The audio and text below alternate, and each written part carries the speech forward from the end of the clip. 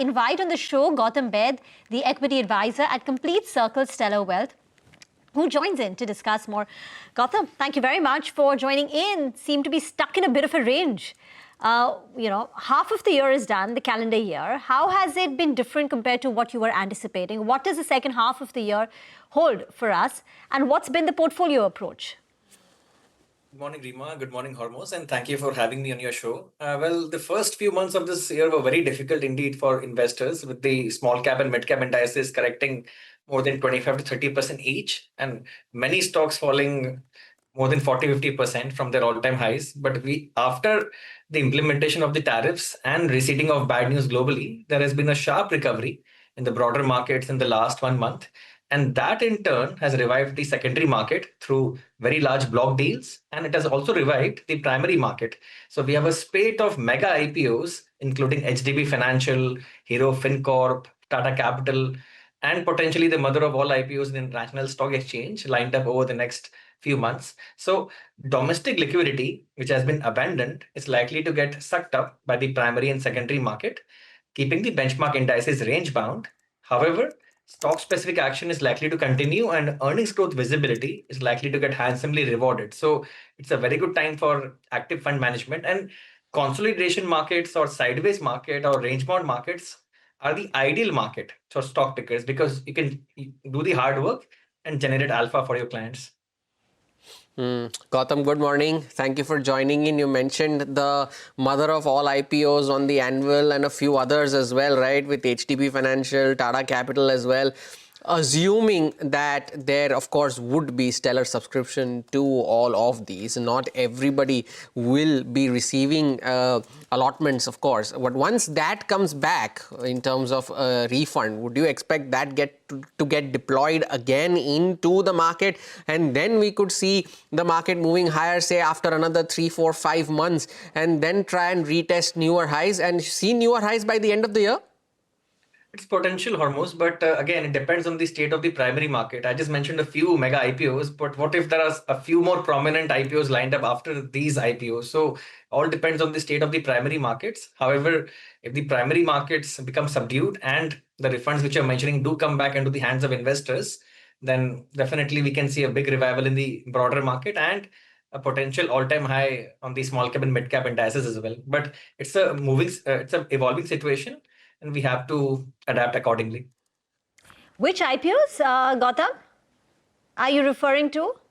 Well, right now there are no mega IPOs apart from the ones I mentioned, but generally we have seen that promoters and private equity players do tend to make opportune use of buoyant markets to offload large parts of their stakes through offer for sale. So you'll notice, large component of these IPOs will be offer for sale, and the insiders will be cashing out, and that's a typical market cycle. In bear markets or sideways markets, you generally see less activity in the primary market, but as soon as the animal spirits start reviving, then that is when you see the primary market again reviving. So there's been a very short period of just 1.5 months since we have seen a revival in the broader market, and already you're seeing so many DRHPs getting filed. So this is a typical market cycle, nothing new. Got that. So let's talk about some ideas, Gautam. Any fresh ideas you have for our viewers?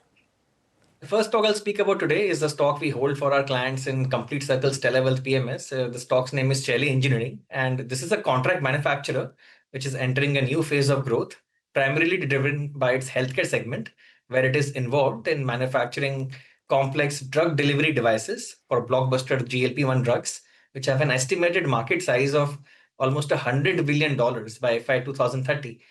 Shelly Engineering also is witnessing increased traction from its customers in its consumer and industrial divisions, where it has long-standing expertise in complex design and engineering.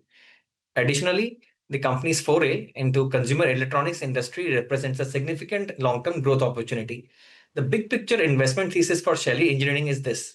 The company is strategically shifting its focus from the moderate margin, moderate ROC businesses of consumer and industrial to the higher margin, higher ROC business of healthcare, specifically the injectable devices for GLP-1 drugs. So going forward, as the return ratios of the company improves, the valuation the expensive valuations of the company will sustain.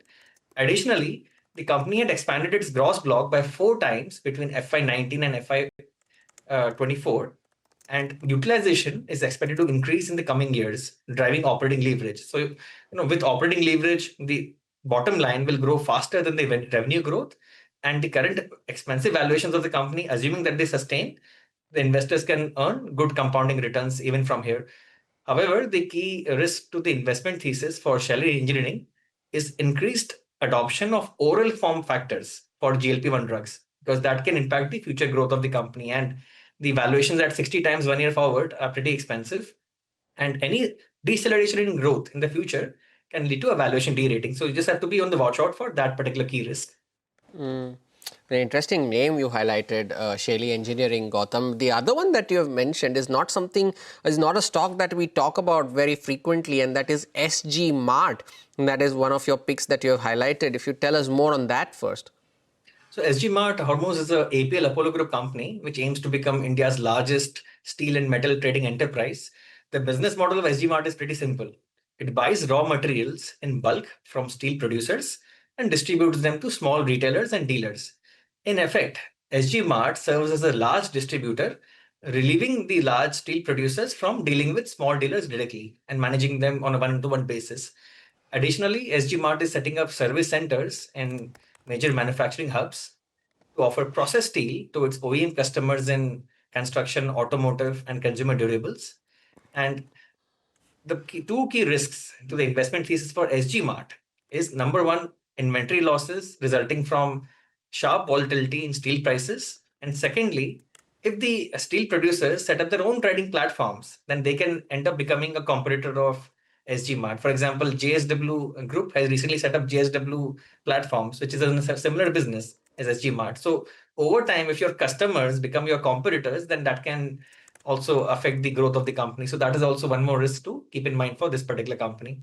And the disclosure, we hold this stock as well for our clients in Complete Circle, Stellar Wealth PMS.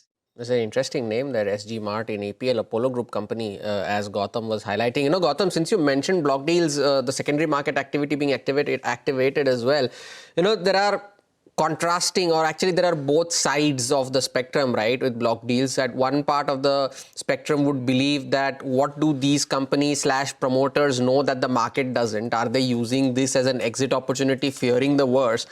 Or the fact that all of these block deals, there was a beeline of block deals that took place over the last couple of days, and everything got absorbed. And there were some giant deals that took place last year, say for the likes of Coforge, where the promoter made a complete exit, and yet the stock has been a rank outperformer. And does that show the resilience of the market as well to absorb such a big supply? Which side of the spectrum are you on in this regard? Is this a cause of worry, or do you believe that, okay, even if it is the right company, even if there is stake sale or a promoter exit or whatever, if the company is right, you'd still end up making money here? Actually, it's very healthy for the markets, Hormuz. I'll tell you why. Because because of the liquidity, like which you referred to, is not getting absorbed by these block deals, then we'll end up with a big bubble in the secondary markets, and that's never good for investors in the medium to long term. So I think these block deals and IPOs, which are keeping the indices range bound and keeping the markets healthy, it's actually good for active stock pickers. And like you also mentioned that there is never a shortage of appetite for high quality paper in India. Recently, we saw the same with Airtel and ITC as well. How quickly those block deals were absorbed. So foreign investor appetite for good quality paper in India is always very robust. And I think these block deals and primary issues do tend to keep the markets in a steady state and in balance.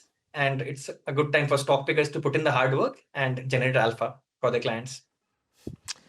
All right, Gautam, thank you so much for sparing time and joining us today. An interesting conversation, interesting stock picks as well, Shaily Engineering and SG Mart. Looking forward to having you more often on the show.